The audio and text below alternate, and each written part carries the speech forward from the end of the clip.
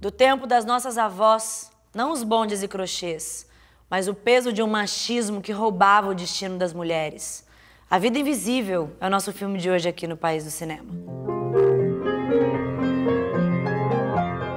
A Vida Invisível é a história de duas irmãs separadas pelo medo, não delas, mas dos homens à sua volta. Medo do desejo feminino, de mulheres que queriam pegar nas mãos o comando de suas vidas. Do pai autoritário ao marido inseguro, um machismo que se manifesta principalmente no silêncio, na mentira, nas cartas escondidas. Mas se a força dessa opressão é capaz de separar até mesmo duas irmãs morando numa mesma cidade, é o desejo de vida de cada uma delas que faz com que consigam, a seu modo, seguir adiante.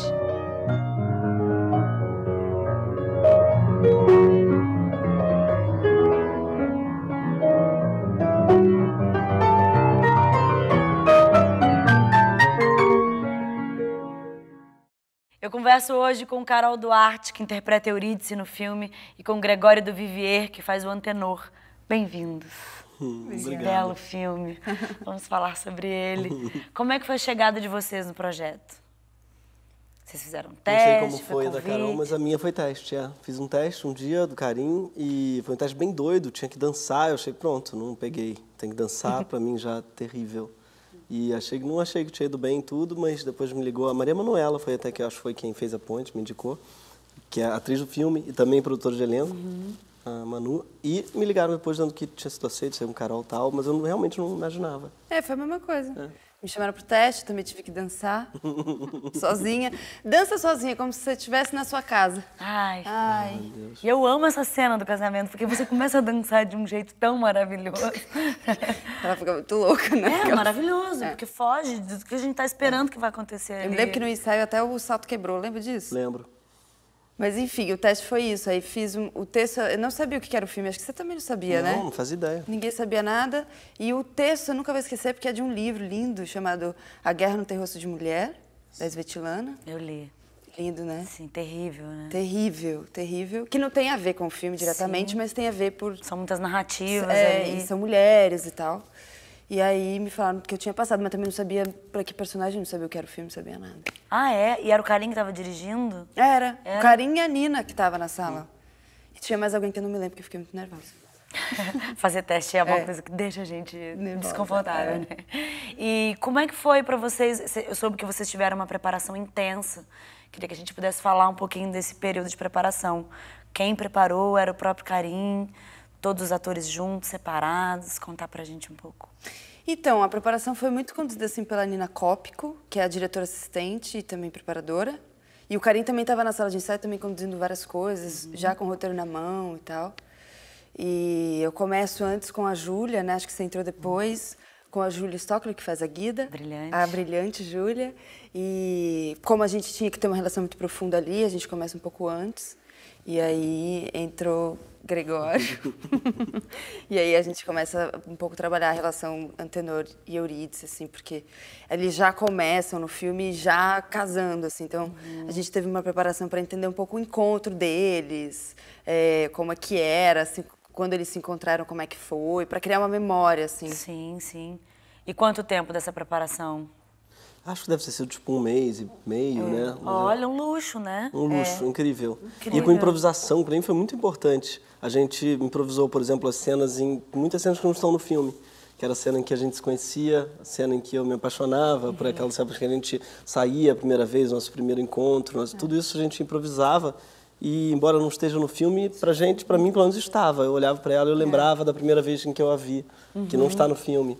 Mas que foi muito importante pra mim esse período mesmo, assim, de improviso, de criar... Funda, né? Funda, total. E você cria imagens, porque esses personagens, eles têm muitas memórias juntos.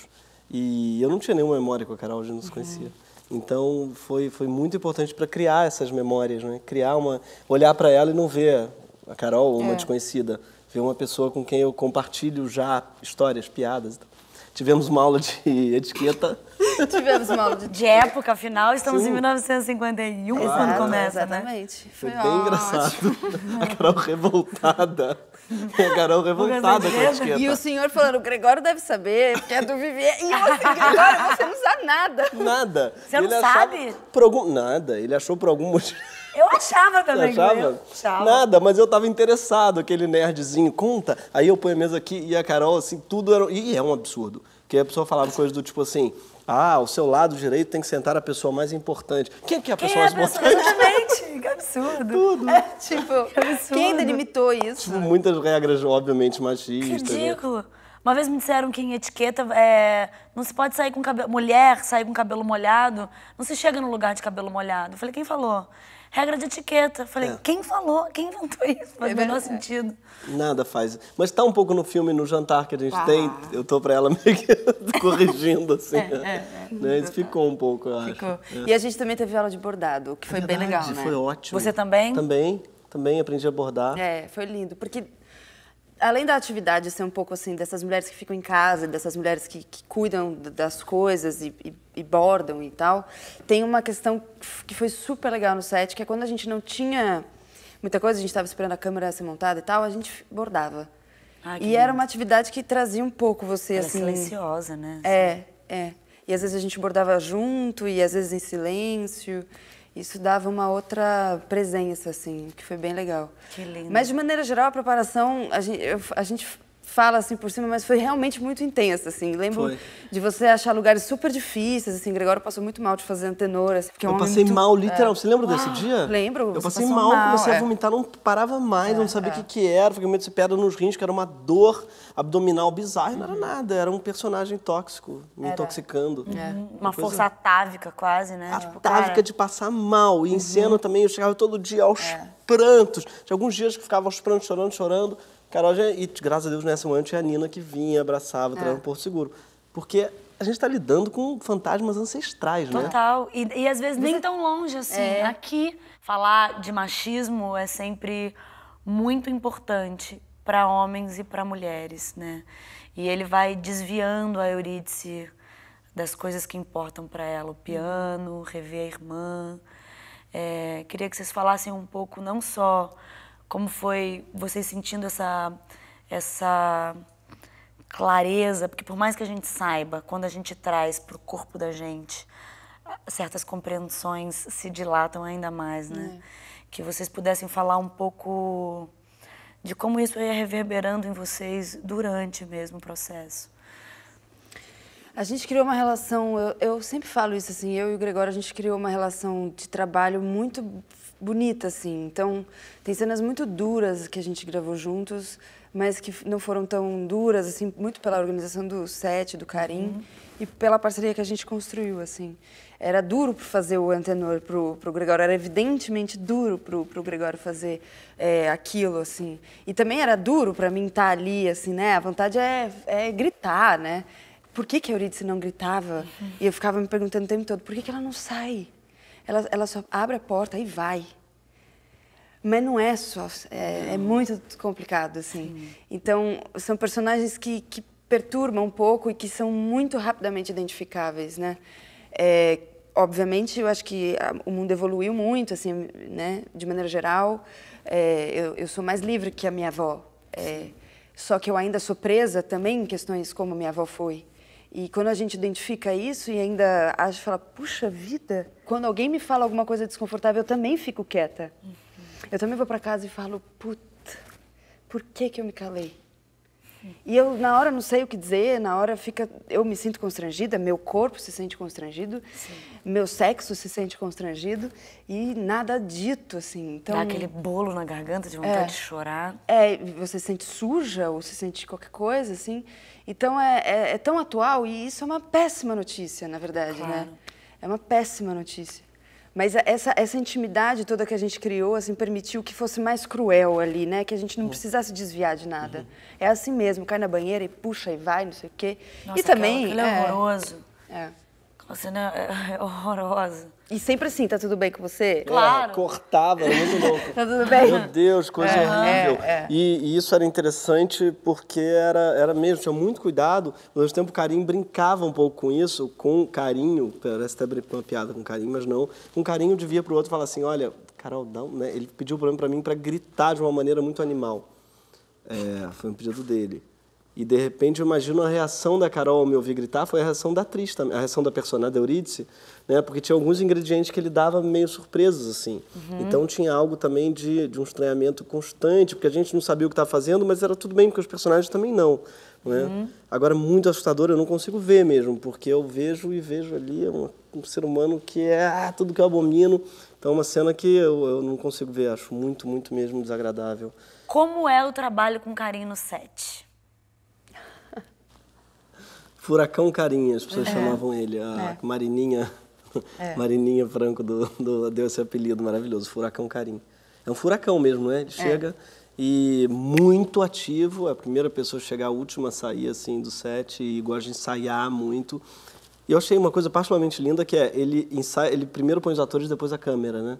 Se você ver, ele marcava a gente, ensaiava, primeiro ensaiava na preparação, depois ensaiava com a gente, marcava e depois vinha e colocava a câmera aqui pra gente, é um luxo, né? A gente tinha uma liberdade de propor e a partir daí colocava as câmeras. Não, tem teste de câmera que entrou pro filme, que não eram cenas, né? Que é as cenas da Guida e da Eurídice, assim, no final, assim, aquilo ali. Ah, na mata?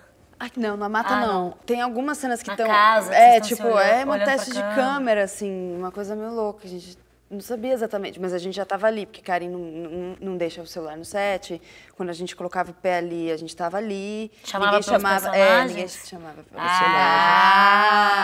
comigo também. Alguém já viveu isso. Eu não podia sentar com a equipe para almoçar. Isso, também não.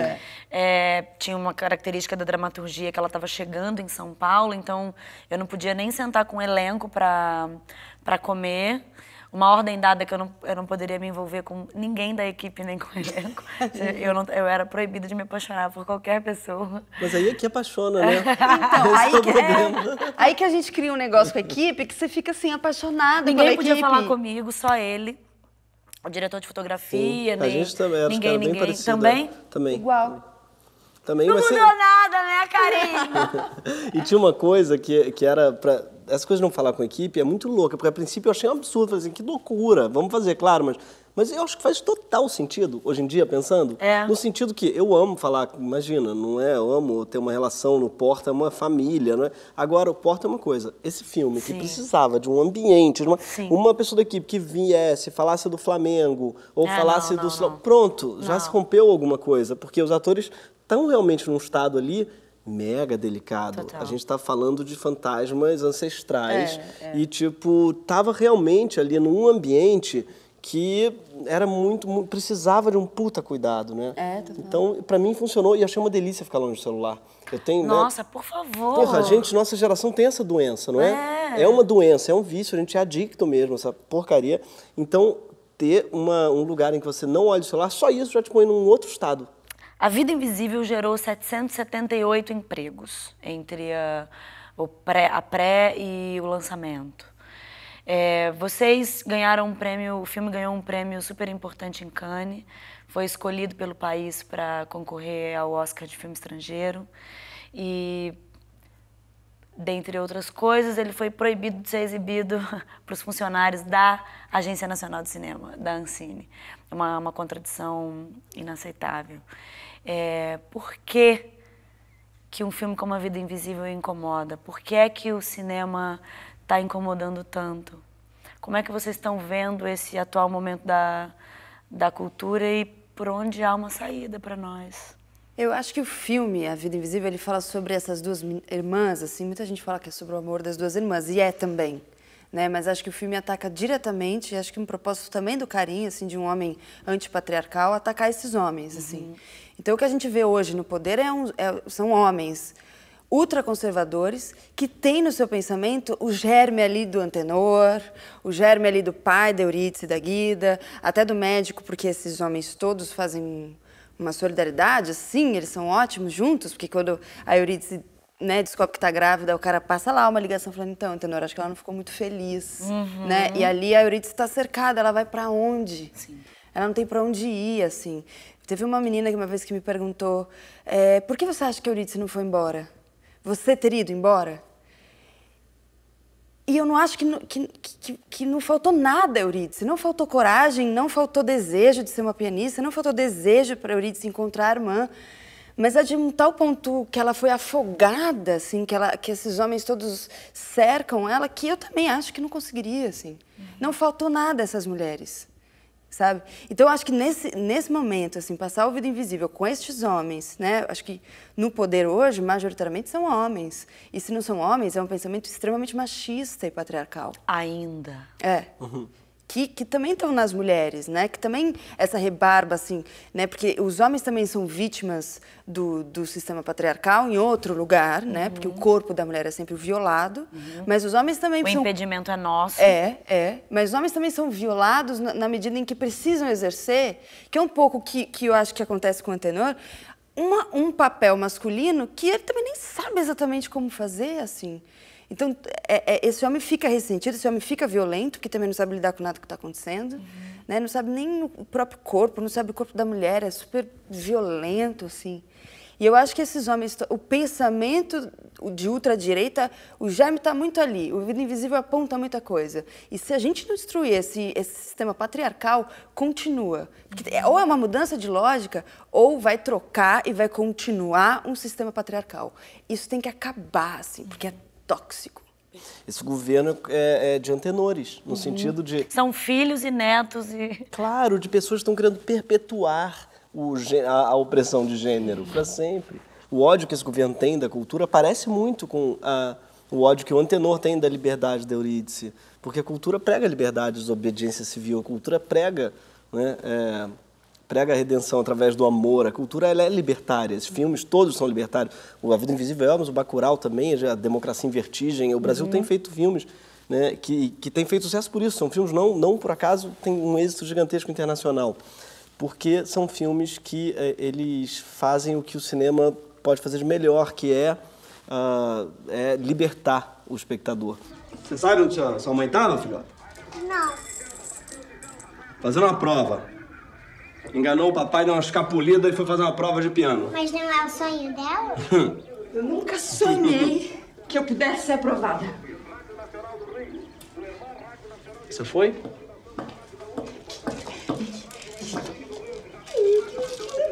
Fui!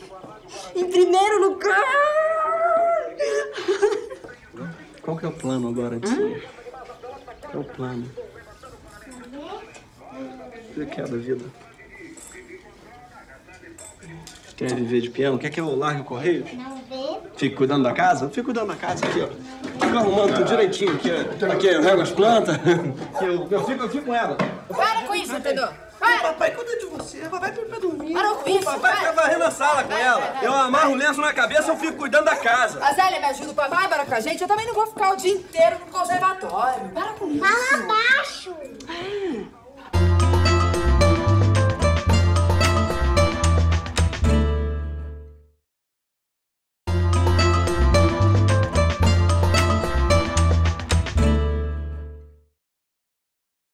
Queria que vocês contassem como foi a recepção do filme no Brasil e fora daqui. Carol viajou mais que eu. Eu fui só a Cannes, que eu estava sempre aqui com peça e tal, mas a Carol foi à China. Eu fui à China. Carol! Acabei de chegar da China, Cuba, China... Bom, China foi peculiar, né? Porque, assim, a gente tem essa questão toda aqui, e eu acho que já é uma questão que a gente anda discutindo, principalmente na América Latina, na Argentina, por exemplo, as mulheres que assistiram o filme, assim, se levantaram, eu estava no meio da coletiva de imprensa, e elas se levantaram, começaram a gritar contra o patriarcado, contra o machismo.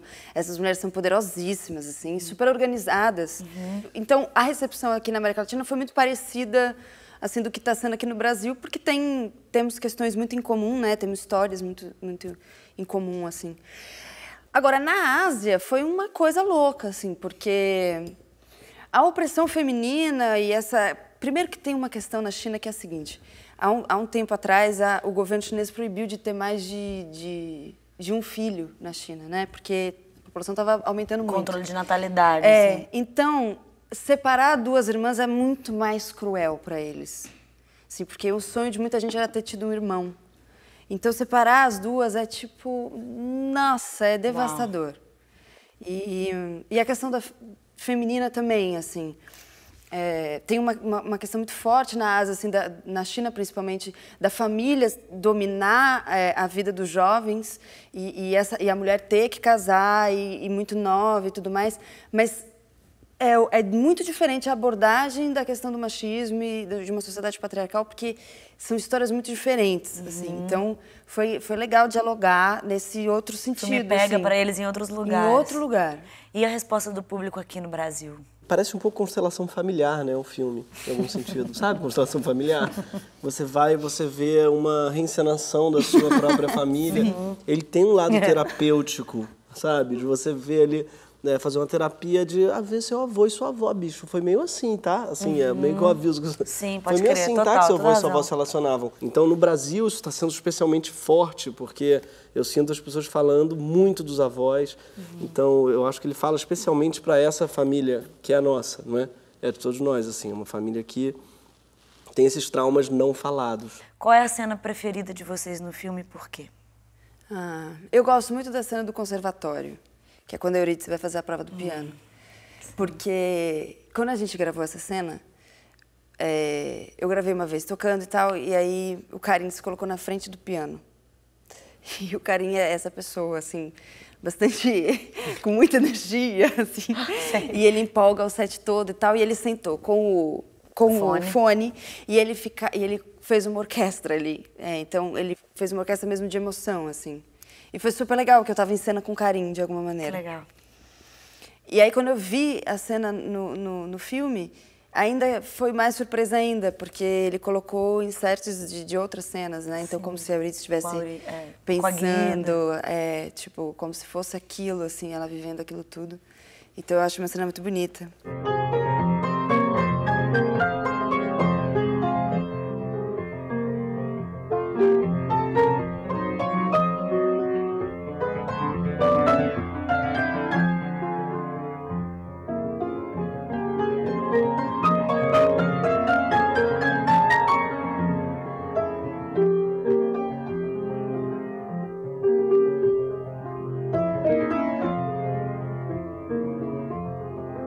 Eu gosto dessa cena. Também acho lindo. Greg. Ai, é difícil pra mim, porque eu gosto muito da chegada da Fernanda, claro, na cena que isso daí foi pra mim um momento que realmente eu desabei em lágrimas, que também. Corta ali, né, da Carol naquele estado, foi a cena mais difícil, talvez, de fazer. A gente ali, caralho, essa cena eu não vou nem entrar em detalhes ali, que a gente tava realmente um caco, corta dali, do incêndio e tal, pra a Fernanda regando as plantas. Não, corta para o enterro, mas logo depois, quando entra a Fernanda regando as plantas ali, e você vê que a vida dela cortou 60 anos, sem nenhum, não tem, o Karim faz de um jeito que não tem 60 anos depois, não tem nada. Não. Caralho, a Carol virou a Fernanda Montenegro, que tem com já um neto peso. que não tem paciência. Numa vida muito comezinha, assim, né? Muito que foi aquilo ali. A vida da maioria. Ali, bicho, pega assim pra mim, ali eu caio aos prantos e ela imprime uma coisa da Carol, que aí você vê a grandeza de uma atriz, né? Eu vi a Carol nela. Eu também. Nem sei se ela se parece, mas no momento que eu vi ela, como é que ela fez isso? Que ela é a Carol ali, em cena?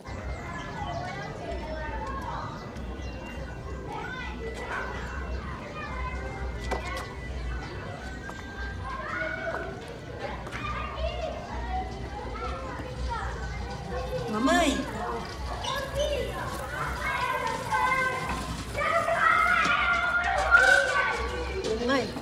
Mãe, tá aqui o remédio, ó. O remédio. Vamos almoçar? Não, agora não, filho. Tá. Então vou lá dentro ajudar a Luísa, tá? Luísa, não esqueça a salada.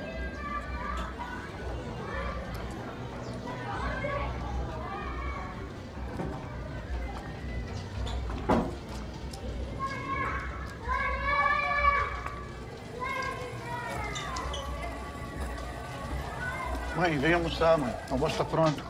Vem. Que dia hoje? Como assim? É o mês? da semana. Que dia é hoje? Quarta-feira. Eu não sei se era na quarta ou na sexta que o teu pai colocava esse remédio. Eu não sei. Pô, um trabalho, se deve ao trabalho brilhante que vocês fizeram todos juntos. É a arte do coletivo, a gente não faz sozinho, verdade. é um olhando no olho do outro, se emprestando, a gente vai trocando, eu vou ficando por aqui. Obrigada por terem vindo. Eu adorei. Obrigada. Foi brilhante. Obrigada. Parabéns demais. Obrigada. Parabéns demais.